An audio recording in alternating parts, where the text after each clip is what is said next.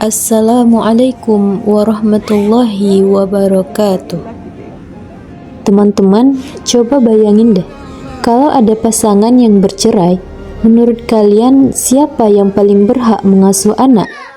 Ibu, ayah, atau sebenarnya bukan soal siapa yang paling berhak, tapi siapa yang paling layak?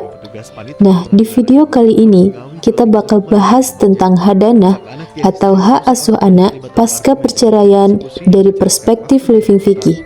Dan percaya deh, jawabannya nggak sesederhana yang sering kita dengar. Oke, kita mulai dari aturan hukumnya dulu. Dalam Islam, hadanah itu berarti pemeliharaan, pengasuhan, dan pendidikan anak yang belum mampu mengurus dirinya sendiri. Dasarnya ada dalam Al-Quran, Surah Al-Baqarah ayat 233, dan juga hadis Nabi yang menjelaskan bahwa ibu lebih berhak atas anaknya selama belum menikah lagi. Kenapa ibu? Karena mayoritas ulama berpendapat bahwa ibu biasanya memiliki kedekatan emosional yang lebih kuat dengan anak, terutama ketika anak masih kecil. Ibaratnya nih, kalau anak lagi sakit tengah malam, biasanya yang paling panik dulu siapa? Yap, ibunya. Makanya dalam kajian fikih klasik, ibu sering ditempatkan sebagai pihak yang lebih diprioritaskan dalam pengasuhan anak. Walaupun kadang anak kalau mau jajan tetap nyarinya ayah karena dompetnya lebih menjanjikan.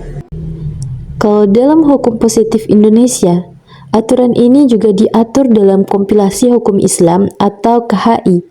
Pada pasal 105 dijelaskan bahwa anak yang belum mumayyiz atau belum berusia 12 tahun pada dasarnya diasuh oleh ibu.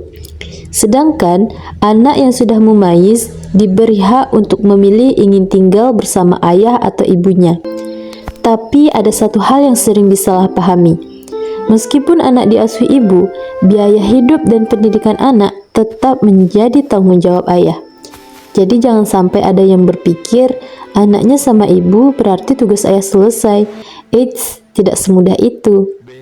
Status mantan suami boleh berubah, tetapi status ayah tak melekat selamanya. Nah, sekarang kita masuk ke dunia nyata. Karena faktanya, kehidupan tidak selalu berjalan sesuai isi buku. Di masyarakat, kita sering menemukan kondisi yang berbeda. Ada anak yang diasuh ayah, ada anak yang diasuh nenek, ada yang diasuh keluarga besar.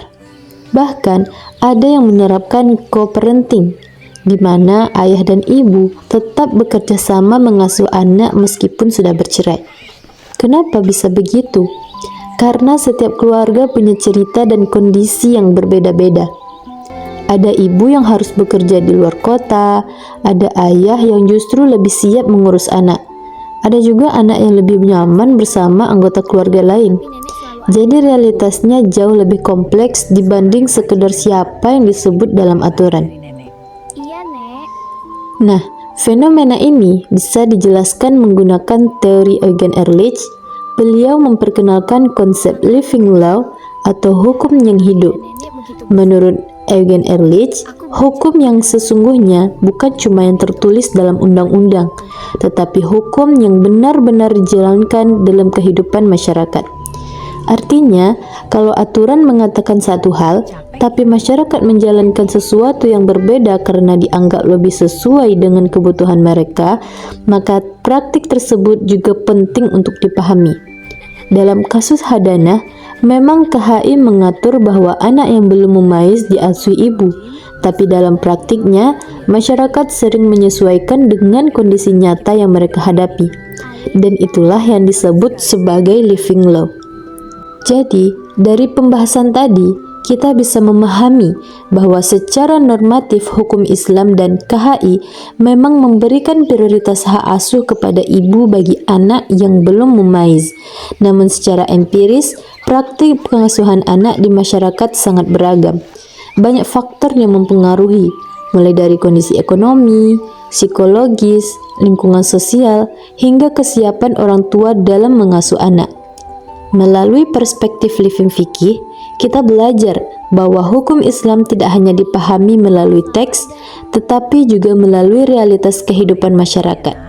Karena pada akhirnya, tujuan utama hadanah bukan menentukan siapa yang menang antara ayah dan ibu, tapi memastikan bahwa anak mendapatkan kasih sayang, perlindungan, dan masa depan yang terbaik.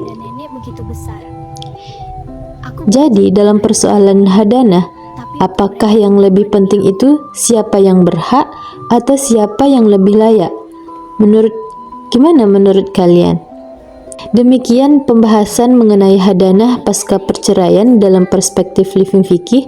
Semoga bisa menambah pemahaman kita bahwa hukum tidak hanya hidup dalam kitab dan peraturan, tetapi juga dalam realitas masyarakat.